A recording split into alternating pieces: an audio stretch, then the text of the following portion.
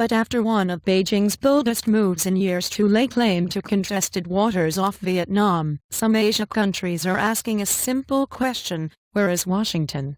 And days after Obama left the region, China deployed an oil drilling rig 150 miles off the coast of Vietnam, into a part of the South China Sea claimed by itself and Hanoi. That sparked deadly anti-China riots in central Vietnam and raised questions over whether Obama's long-promised strategic pivot of military assets to Asia is more than talk. And we have been pushing the U.S. to change its policy and take sides in the regional dispute, said a senior Philippine defense official. I wanted to see the U.S. match with stronger action what President Obama has said during his recent visit in the Philippines. And China claims a stretch of water off its south coast and to the east of mainland Southeast Asia, setting it in direct conflict with claims of U.S. allies Vietnam and the Philippines. Brunei, Taiwan and Malaysia also lay claim to parts of the South China Sea. And at stake is control over what are believed to be significant reserves of oil and gas. Estimates for proven and undiscovered oil reserves in the entire sea range from 28 billion to as high as 213 billion barrels of oil, the U.S. Energy Information Administration said in a March 2008 report. And the United States has responded with sharpened rhetoric toward China, describing a pattern of Chinese provocations. But it has taken no tangible action. A stark reflection of the limited options available to an administration already stretched by the crisis in Ukraine and faced with a quandary over how to deter China without damaging broader ties with the world's second biggest economy. And the United States has refused to take sides in maritime disputes and urged negotiations.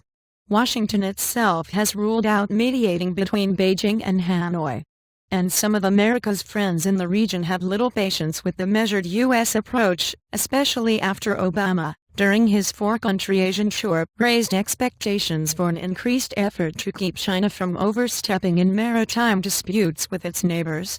And an Asian diplomat in Washington said it was essential the United States took a firmer line with Beijing while also using its influence to calm the mood in Vietnam, where anti-China rioting subsided on Friday. And he said the concern among Southeast Asian countries was that China was seeking incremental gains and provoking a series of crises with its neighbors, a tactic that could eventually change the regional landscape unless it was met with a resolute response.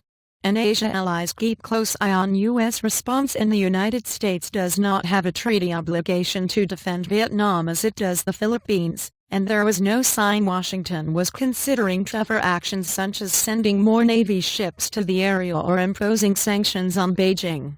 And due to the intertwined nature of the U.S. and Chinese economies, there is little appetite in Washington for the kind of punitive measures that have been used against Russia over the Ukraine crisis.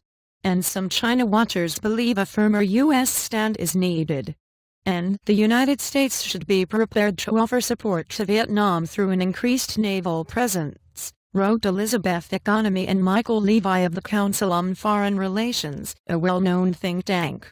This would give Washington the ability to assess Chinese capabilities and to help de-escalate the situation. And another option, they said, could be restrictions on the U.S. activities of China's state-run oil company CNOOC, which owns the $1 billion rig. And if the United States can't back up its words with actions, its credibility in promising to uphold peace and stability in the region will be gutted, they wrote. And the U.S. administration had hoped China would heed condemnation of its air defense identifications on in the East China Sea, which China established last year to enforce its claims on tiny Japanese-administered islands there. But Washington now believes that Beijing learned the wrong lesson from Russia's annexation of Ukraine's Crimea Peninsula on how to pursue its own territorial claims, a senior U.S. official said. And the official insisted that Beijing's behavior had only reinforced Li's desire for an expanded U.S. diplomatic, military and economic presence in Asia, Obama's signature second-term foreign policy initiative. An Indonesian Foreign Minister Marty Natalegawa suggested that his country might be able to help mediate the China-Vietnam standoff. If no one tries to make some kind of an effort, then the risk of escalation in a worsening situation is a very real one, he said. And additional reporting by David Brunstrom in Washington, Jonathan Thatcher in Jakarta, Stuart Grudgings in Kuala Lumpur, editing by Jason Shipp and Peter Henderson.